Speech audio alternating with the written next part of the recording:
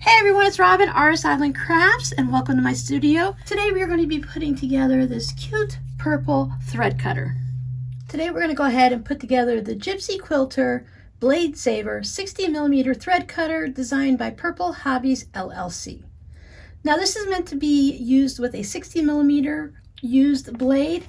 I don't use a 60mm cutter, I use a 45. So I'm going to use an old and too dull to use on fabric 45mm rotary cutter blade. Just be really careful when you're handling these. Using the small blade can have a little bit of a safety issue, and I'll show you that when we put it together, but it still worked great for me to cut my chain piecing. So this is what it's going to look like when you open it up. It is held together by magnets. When you receive this, there is no blade in it, so there's no safety concern. And I want to show you a little neat feature. You see how you can see the flower in there? If you're going to store this and when you're done using it, you just line the flower pieces up and it'll sit in there nicely. If you try to put it in a different way, it won't fit. So just line up the petals and everything will snap in nicely. Comes with a little screwdriver, and with that, you're going to go ahead and just remove this screw here.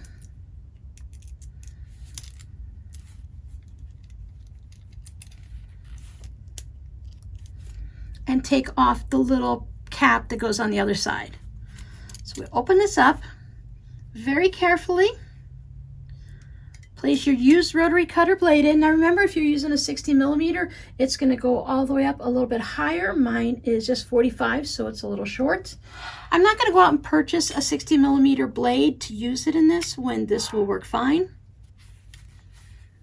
Put the shiny little silver piece that looks all pretty on this side. And the screw goes on the back.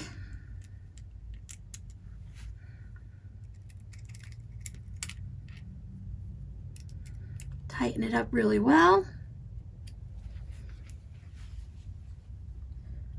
So now the only concern here is, since it doesn't go all the way up into this area here, there is the opportunity to get your finger in there. So just be careful, and this is definitely not one to let little kids use unless you have it up in the larger size and see how a larger blade would work in it. Now to keep from losing this little screwdriver, I just took a piece of washi tape, and in the top of your case here, this is where our flower cutter is going to be sticking up. You have this little opening, so this spot, anything could possibly fall out of. So I just put it over on this side. Taped in out of the way. You could probably just let him roll around in there, but if you pick it up and move it around, he's going to make a lot of noise because he won't go through over in this section. He can easily fall out down here at the bottom, but in this side it would be safe. So you have 3 different magnets here to hold your case together. Line up the opening there, and this is what it looks like so far. I just put the pretty side facing me so it lines up with the hole, and you want to put it down so that you have a flower going right into that hole there, and that's going to hold it nice and tight, and it's going to keep it so that this part is up at the top, so that when you're going through and you're doing your chain piecing, it's going to be right there at the top. If you put it in like this, you're going to have it on the side, and this is a little bit rocky, so it's good to make sure you put one of the little petals down in there, and these 2 on the side is going to lock it in nice and tight. So now, as you're doing it, it's not rocky anymore. Check out one of my other videos and I'll show you how this works. Today we are going to be putting together this adorable little flower snow cutter.